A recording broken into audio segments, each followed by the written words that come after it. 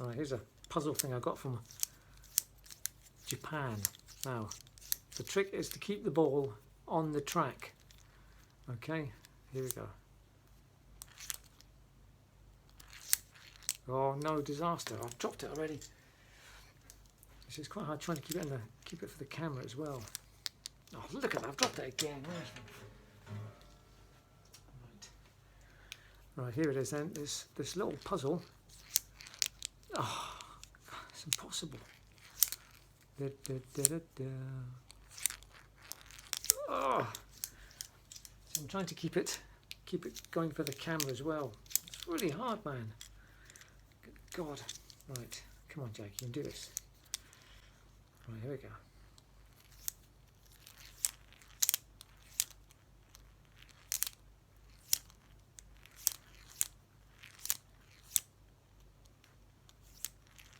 Oh, damn. Now the trick is to maybe get sort of 2 balls on the go. Ah.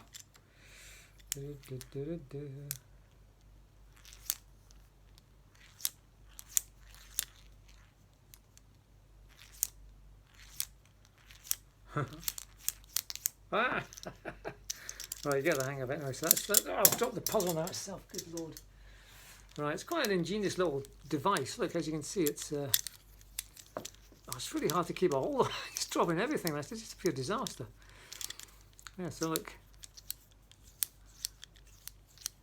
So it's like a figure of 8 that turns.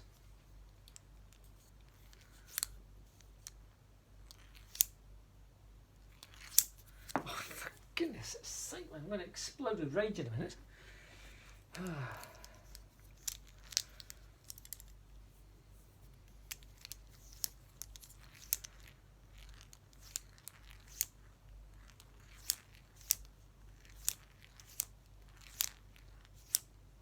we go.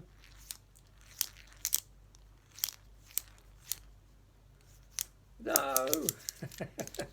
So there we are, folks. This little ingenious little puzzle, but I think that the trick is to get 2 balls on the go, and you can get that. So it's just I love the mechanism on it, but so it's quite hard there to keep it in control for the camera as well. But there, look at that fantastic little device.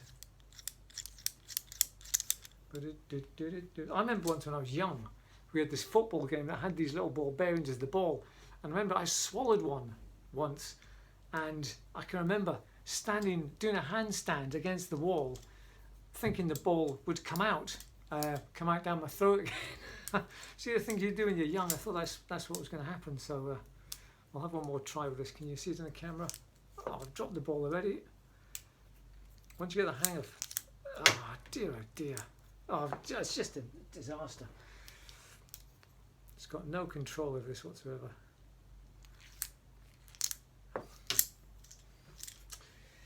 But it do. Right, come on, Jack, you can do it.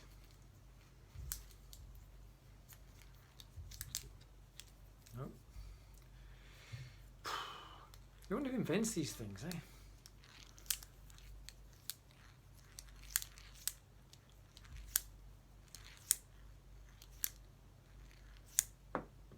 Where's it gone? Oh, it's fallen out. I think the trick is as soon as it gets onto that other track, you change it. Oh, Lord. Come on. No.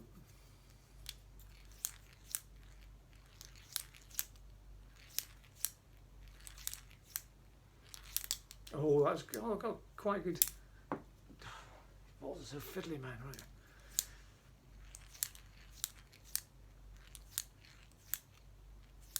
Oh no!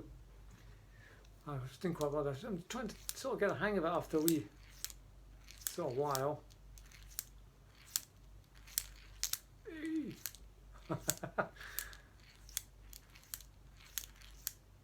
Oh yeah, easy now. We're in the groove now.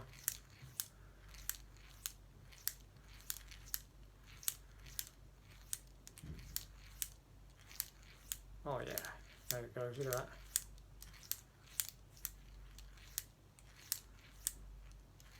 We're in the groove, folks. Oh, there it goes. Yay! Yes, I've conquered it. See, it was just a bit of. There we go. Right, that was one ballon, deux ballons. Oh.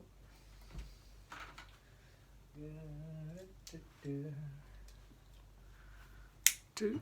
Right, where's the third one gone, man? What have I done with it? How have I lost them? There's a third one. Right, I've got a fourth one that's gone AWOL. Where could it be?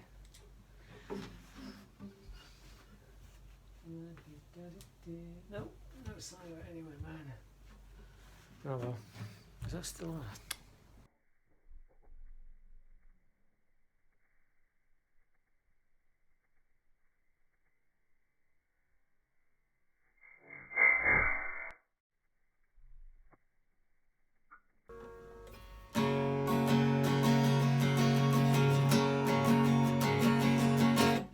I'm going back to the mothership now.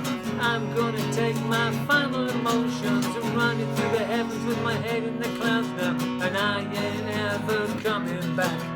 Like an eternal insomniac, I'm going blind. I'm going back to the mothership now. I'm gonna take my final emotions and run it through the heavens with my head in the clouds now. And I ain't ever coming back. Like an eternal insomniac, I'm going blind. Right, I've got this detuned now to an E flat, which I believe Jimi Hendrix used to. I think it really is time for me to change the guitar strings on me guitar there, man. They don't feel good now, man. They feel that sort of played way. There's no life in them now. See, when you put new strings on, you can ring. See, when it rings, you feel the vibrance and everything it just explodes out the guitar, man. So it's definitely time for me to put on these. I don't think I've had these strings before. The Rose acoustic guitar strings, 11s these are. So I think they're the same as those ones there. I normally like a sort of just a medium gauge. A heavy gauge, you can get 12s, means the bottom string down here. This string here, the high E string down here is the highest note. It's E, so it goes E, A, D, G, B, E. Okay, so there's different ways you can tune the guitar, but this is the standard tuning way to do it. Keith Richards, for example, he takes the string off and detunes this down to a G and a D and everything. It's got a weird tuning, and he comes up with all these strange things. Anyway, yeah. So these are 11s. So the thicker you get, the more sound, the louder you can get. So, like for me, for example, say I was playing an acoustic band, I would probably go for 12s, just because I'm not a lead player. If you're a lead player, then you really need sort of thin strings so you can do all that sort of stuff, you know. But if you're a rhythm player like myself, then 11s or 12s, just to get that volume and and I use a plectrum that's a 0.6 millimeters by Jim Dunlop, and these are the ones that I've used since I think day one, man. I've just gone for it. I've tried thicker plectrums. I just don't seem to get the feel. You know, you can actually feel the string when you're on it. So that's why I like these Jim Dunlop's 60s. That's all I've ever used, man. We get 3 for £1 or something in the guitar shop, like so. But yeah, so I'm going to change the guitar strings. I'll do that tomorrow. That's my job for tomorrow, folks, to change. I hate doing it, man, but it's got to be done. Actually, I'm going to loosen. I'm going to go for it. Loosen it down. We're going to loosen it down, just so. There we go. So that's almost ready for changing the guitar strings for tomorrow.